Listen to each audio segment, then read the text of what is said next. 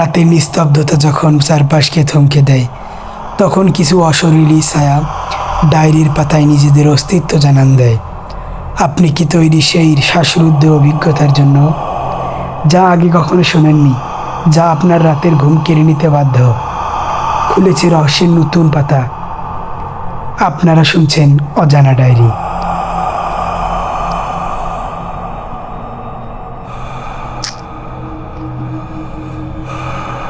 ঢাকার এক পুরনো এলাকায় নতুন চাকরি পেয়ে রাহাত একটা বাসা খুঁজছিল। অনেক খোঁজার পর সে একটা অদ্ভুত অফার পায়। একটি বড় বাসা, কিন্তু ভাড়া স্বাভাবিক কম। বাসার মালিক শুধু বলে, একটি শর্ত আছে, রাত 12টার পর কোনো শব্দ শুনলে দরজা খুলবে না। রাহাত হাসে, ভাবে এগুলো শুধু ভয় দেখানোর কথা। তাই সে বাসাটা নিয়ে নেয়। প্রথমে রাতে কিছু স্বাভাবিক ছিল, কিন্তু ঠিক রাত 12টার পর করিডোরে কারো হাঁটার শব্দ শোনা যায়, ধীরে, টক টক টক। রাহাত উঠে বসে, ভাবে হয়তো পাশের ফ্ল্যাটের কেউ কিছুক্ষণ পর তার নিজের দরজা টোকার পরে। টক টক। সে চুপ থাকে, আবার টোকা পড়ে, আবার একটু পর জোরে জোরে টক টক। বাইরে থেকে খুব ধীরে একটা কণ্ঠ ভেসে এসলো, দরজা খোলো, আমি নতুন ভাড়াটিয়া। রাহাদের বুক ধড়ফড় করতে লাগলো। সে মনে করে মালিকের কথা, দরজা খোলা যাবে না, কিন্তু কণ্ঠটা আবার বলে, আমি ঠান্ডায় আছি, দরজা খোলো। রাহাত ধীরে ধীরে এগিয়ে গেল, হাত বাড়ায়। ঠিক তখনই তার মনে পড়ে, এই ফ্ল্যাটে তো আর কোনো ভাড়াটিয়া থাকে না। রাহাদের শেষ মুহূর্তে দরজা খোলে না, কিন্তু সারা রাত সে ঘুমাতে পারে না। সকালে উঠে সে দেখে দরজার সামনে মাটিতে ভেজা পায়ের ছাপ, যেন কেউ অনেকক্ষণ দাঁড়িয়েছিল, কিন্তু বাইরে কেউ নেই। সে মালিককে ফোন করে। মালিক কিছুক্ষণ চুপ করে থেকে বলে, আমি তো তোমাকে আগেই বলেছিলাম দরজা খুলবে না।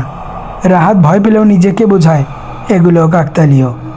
কিন্তু পরের রাতেই ঘটনা আরও ভয়ঙ্কর হয়। ঠিক 12টার পর আবার সেই হাঁটার শব্দ। এবার মনে হয় শব্দটা ঘরের ভেতর থেকেই আসছে, ঠক ঠক ঠক। রাহাত নিঃশ্বাস বন্ধ হয়ে আসে। সে চারদিকে তাকায়, কেউ নেই, কিন্তু হঠাৎ তার পিছনে খুব ঠান্ডা বাতাস এসে লাগে, যেন কেউ তার খুব কাছে দাঁড়িয়ে আছে।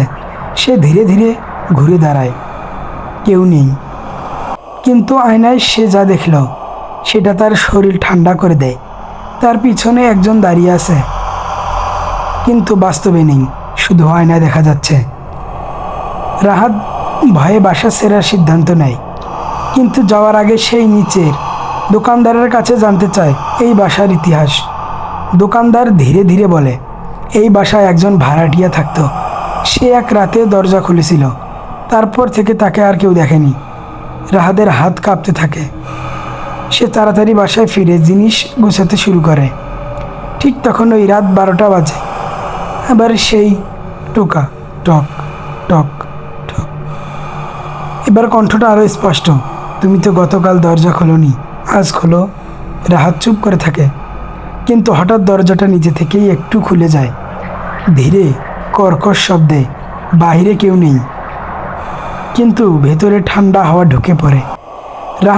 রাহাত বুঝতে পারে এটা বাইরে ছিল না, এটা সবসময় ভেতরেই ছিল। হঠাৎ তার পেছন থেকে কণ্ঠ ভেসে এসে, তুমি চলে যাচ্ছ। পরদিন সকালে প্রতিবেশীরা দরজা খোলে, ভেতরে ঢোকে, কিন্তু রাহাতকে খুঁজে পায় না।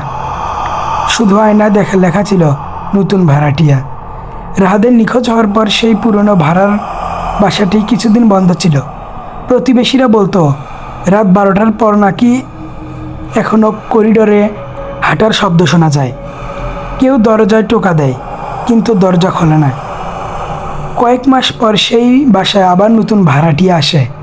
এবার তার নাম সুমন। সে খুবই সাধারণ একজন ছেলে। শহরে এসেছে কাজের জন্য। বাসায় ভাড়া কম দেখে কোনো প্রশ্ন না করেই উঠে পড়ে। প্রথম দিন স্বাভাবিক ছিল, কিন্তু সুমনের সমস্যা শুরু হয় দ্বিতীয় দিন থেকেই। ঠিক রাত 12টার সময় করিডোরের সেই পরিচিত শব্দে ফিসফিস সুমন প্রথমে ভাবে এটা পাশের ফ্ল্যাটের কেউ, কিন্তু ধীরে ধীরে শব্দটা আরও দরজার সামনে আসে, থেমে যায়। তারপর খুব ধীরে একটা কণ্ঠ দরজা খোলো। সুমন একটু ভয় পায়, কিন্তু সাহস করে জিজ্ঞাসা করে, কে আপনি? বাইরে থেকে কোনো উত্তর আসে না, শুধু আবার সেই টোকার, এবার আরও জোরে জোরে, টক টক টক। সুমন দরজার ছিদ্র দিয়ে তাকায়, কিন্তু বাইরে তো কেউ নেই। হঠাৎ পিছন থেকে একটা ঠান্ডা বাতাস গায়ে লাগে। সে ঘুরে তাকায়, কেউ নেই, কিন্তু টেবিলের উপর রাখা পানির গ্লাস নিজে থেকেই পড়ে গেল। পরের দিন সকালে সুমন নিচে নেমে দোকানদারের সাথে কথা বলে। দোকানদার তার মুখ দেখে চুপ হয়ে যায়, তারপর ধীরে ধীরে বলে, তুমি কি ওই ফ্ল্যাটে উঠেছো? সুমন বলে, হ্যাঁ। সমস্যা কি? দোকানদার দীর্ঘশ্বাস ফেলে। ওই ফ্ল্যাটে একবার একজন ভাড়াটিয়া ছিল, রাহাত নাম। সে এক রাতে দরজা খোলার পর আর ফিরে আসেনি। সুমনের শরীর ঠান্ডা হয়ে যায়। সে হাসার চেষ্টা করে, বলে, এসব কুসংস্কার। কিন্তু দোকানদার শুধু বলে, তাহলে আজ রাতটা অপেক্ষা করো। সেই রাতে সুমন ঠিক করে দরজা খুলবে না। সে সব লক করে বসে থাকে। রাত 12টা বাজে। করিডোরে আবার হাঁটার শব্দ, টক টক টক। আবার শব্দটা আরও পরিষ্কার, যেন কেউ একদম তার দরজার সামনে দাঁড়িয়ে আছে। বাইরে থেকে কণ্ঠ আসে, তুমি জানো আমি কে? সুমন চুপ করে থাকে, কিন্তু হঠাৎ করে তার ফোন নিজে থেকেই অন হয়ে যায়। স্ক্রিনে একটা অচেনা ছবি, একজন ছেলে দরজার সামনে দাঁড়িয়ে আছে। আর সেটা দেখে সুমনের হাত কাঁপতে থাকে, কারণ ছবিটা তার নিজের না, এটা রাহাত।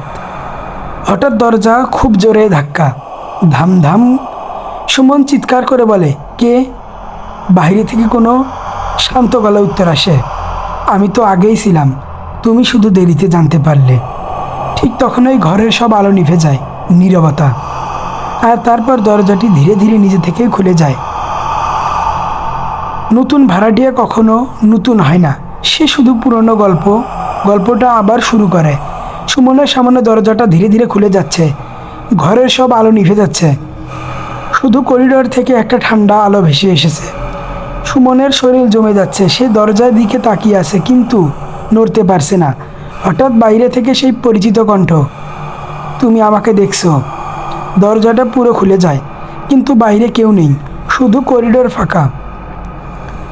হঠাৎ সুমনের পেছনে একটা শব্দ, ঠক করে। সে ঘুরে তাকায়, দেখে আয়নার ভেতরে তার ছায়া দাঁড়িয়ে আছে, কিন্তু বাস্তবে সেটা এক আয়নার ভেতরে ছায়া। ধীরে বলে, তুমি কখনো বুঝতে পারছো না, এই বাসায় কেউ আসে না, কেউ বের হয় না। সুমন চিৎকার করে বলে, তুমি কে? ছায়াটা বলে, আমি সেই ভাড়াটিয়া, যে কখনো চলে যায়নি। হঠাৎ পুরো ঘর কেঁপে ওঠে। দেওয়ালে লেখা দেখা যায়, আগের ভাড়াটিয়ার নাম, তার মধ্যে রাহাদের নামও আছে। আর নিচে নতুন একটা নাম শুরু হয়েছে, সুমন। সুমন দৌড়ে দরজার দিকে যায়, কিন্তু দরজা নেই, শুধু দেওয়াল। পিছন থেকে কণ্ঠ আসে, তুমি কি এই বাসার অংশ? আলো ধীরে ধীরে নিভে যায়, তারপর শুধু দরজার ঠক ঠক শব্দ চলতেই থাকে।